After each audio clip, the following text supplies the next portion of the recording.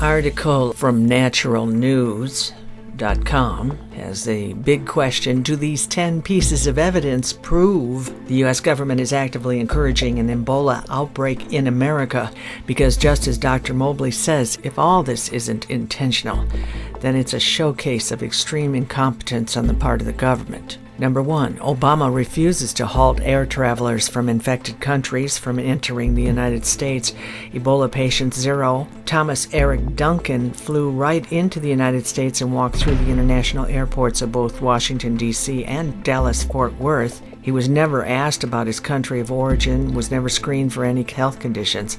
Why are people whose flights originate in Liberia and Sierra Leone still allowed to openly travel to large U.S. cities? Shouldn't we be using the immigration and customs infrastructure already in place at international airports to reject travelers from countries where Ebola is spreading out of control? Strangely, the United States has far more stringent requirements for cats and dogs entering the country than it does for humans.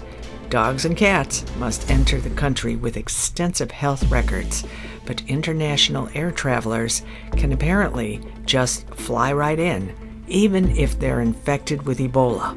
Number 2, the Texas family is quarantined in a home that still hasn't been cleaned and decontaminated. Number 3, cleaning of contaminated apartment delayed by government demand for a permit. What's even more incredible is that the cleaning crew, which was hired to sanitize the home, was turned away because they were told they needed a Texas Department of Transportation permit to drive on state highways after cleaning the home.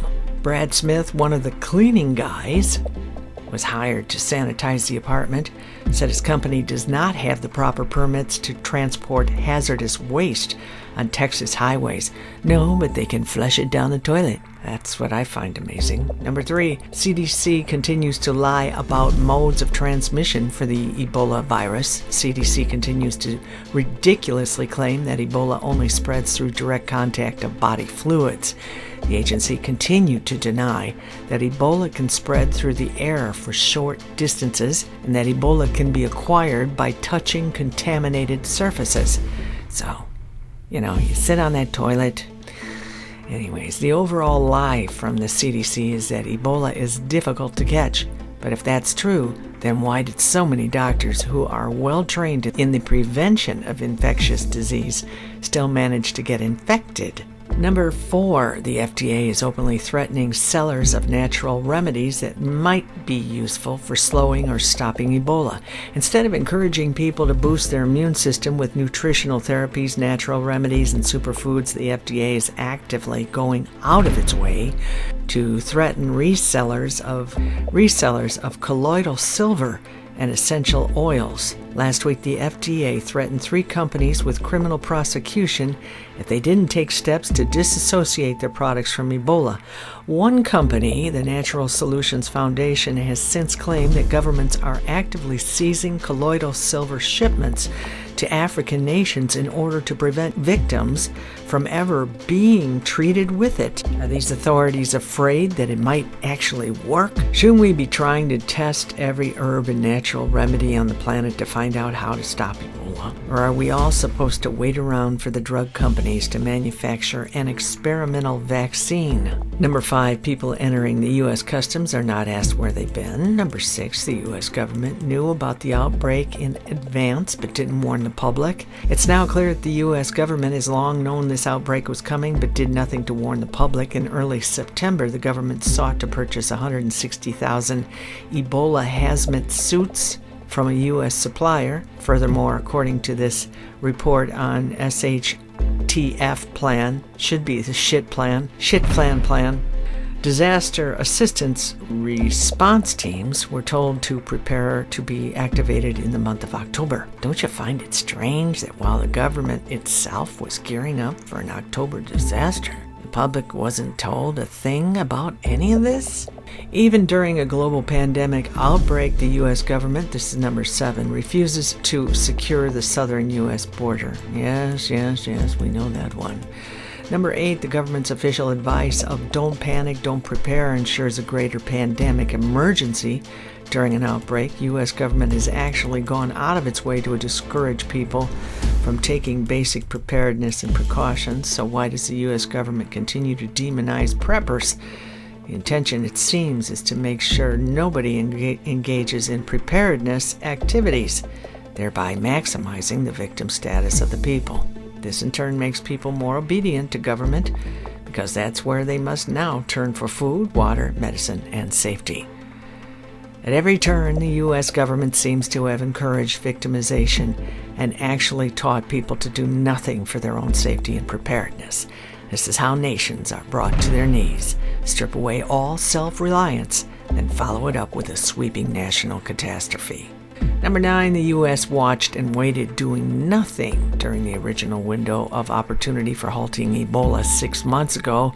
Ebola could have been stopped relatively easy in the spring of 2014, but even when infectious disease experts were sounding the warning many months ago, the U.S. government stood by and did nothing. Obama's dispatching of 3,000 troops along after the explosive spread of Ebola was already underway is nothing more than medical theater. Pentagon's ongoing construction of a reported 1,500 cots in makeshift medical tents isn't going to make any kind of dent in a county where the CDC now estimates 1.4 million infections by the end of January. And furthermore, why aren't they taking care of what's going on down in Texas? It's a mystery. Number 10, the U.S. government has held the patent on Ebola. They're holding the patients too. The U.S. government has held the patent on Ebola since 2010. Now, this is an interesting note. Finally, the U.S. government has claimed intellectual property ownership over the invention of the Ebola virus ever since 2010. This brings up all sorts of important questions. Why did the government patent its invention of Ebola? Patents are filed in order to claim monopoly ownership over an invention. That's the entire purpose of a patent, of course. And by patenting Ebola, the U.S. government is clearly stating that it believes it is the inventor of Ebola, while seeking to restrict anyone else from using it. Perhaps this is why Liberian scientist Dr. Cyril Broderick, professor of plant pathology, believes Ebola is an engineered bioweapon. Ebola is a genetically modified organism, GMO. He declared in a front-page news story, a Liberian Observer. He goes on to explain, Horowitz confirmed the existence of an American military medical industry that conducts biological weapons tests under the guise of administering vaccinations to control diseases and improve the health of Black Africans overseas. Sites around Africa and in West Africa have over the years been set up for testing emerging diseases, especially Ebola. The World Health Organization, WHO, and several other UN agencies have been implicated in selecting and enticing African countries to participate in the testing events, promoting vaccinations, pursuing various testing regimens. African leaders in African countries need to take heed and take the lead in defending babies, children, African women, African men, and the elderly.